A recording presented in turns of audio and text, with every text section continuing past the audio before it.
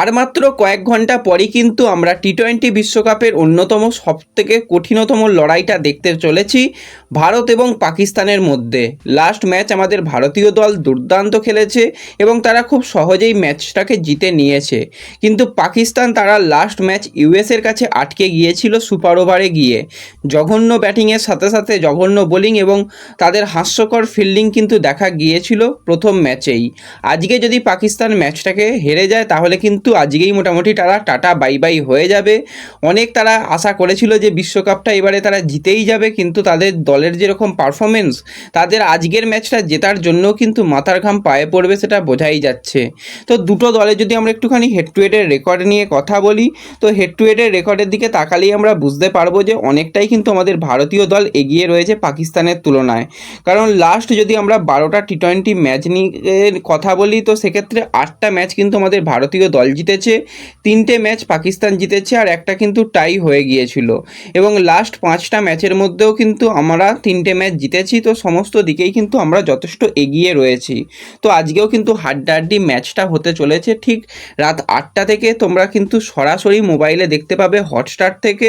এছাড়া তোমরা টিভিতে যারা দেখতে চাও তারা কিন্তু যেগুলো স্টার স্পোর্টসের চ্যানেল রয়েছে সেই চ্যানেলগুলো থেকেও কিন্তু আজকের ম্যাচ লাইভ দেখতে পাবে। তো দুর্দান্ত ম্যাচ হবে। যদি আমাদের দল নিয়ে কথা বলি, তো দলে কিন্তু খুব একটা পরিবর্তন হওয়ার সম্ভাবনা নেই। সেট দলই মোটামুটি ব্যবহার করা হবে। আর যেরকম মাঠ, যেরকম পিচ, জঘন্য ব্যাপার।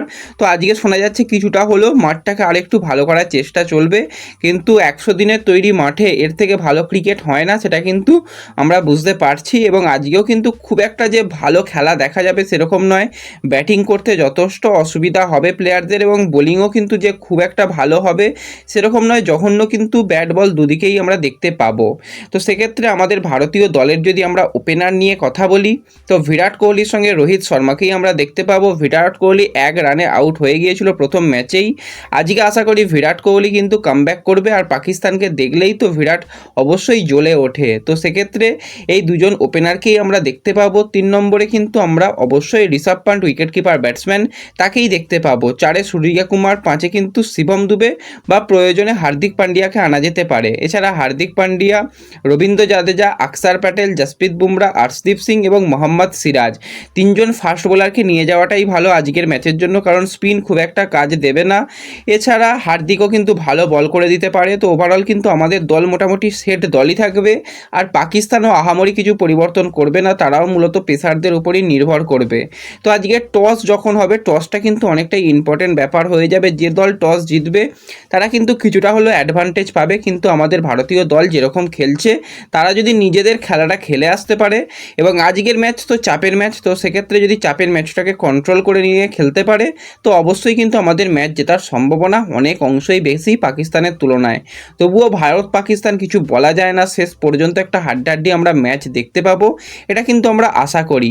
তো আজকের ম্যাচে কোন দলে জেতার সম্ভাবনা কতটা রয়েছে, কে ম্যান অফ দ্য ম্যাচ হতে পারে আজকের ম্যাচের জন্য, তোমরা তোমাদের মতামত অবশ্যই কমেন্টে জানিও। তো এই ভিডিওতে এটুকুই আলোচনা করার ছিল। ভিডিও ভালো লাগলে ভিডিওতে লাইক করে দিও, চ্যানেলে প্রথমবার এলে চ্যানেলটাকে সাবস্ক্রাইব করে দিও, ফেসবুক পেজ থেকে ভিডিও দেখলে ফেসবুক পেজটাকে ফলো করে নিও, এবং ভিডিও একটু সকলের সঙ্গে শেয়ার করে দিও। তো দেখা হচ্ছে পরবর্তী ভিডিওতে। ধন্যবাদ।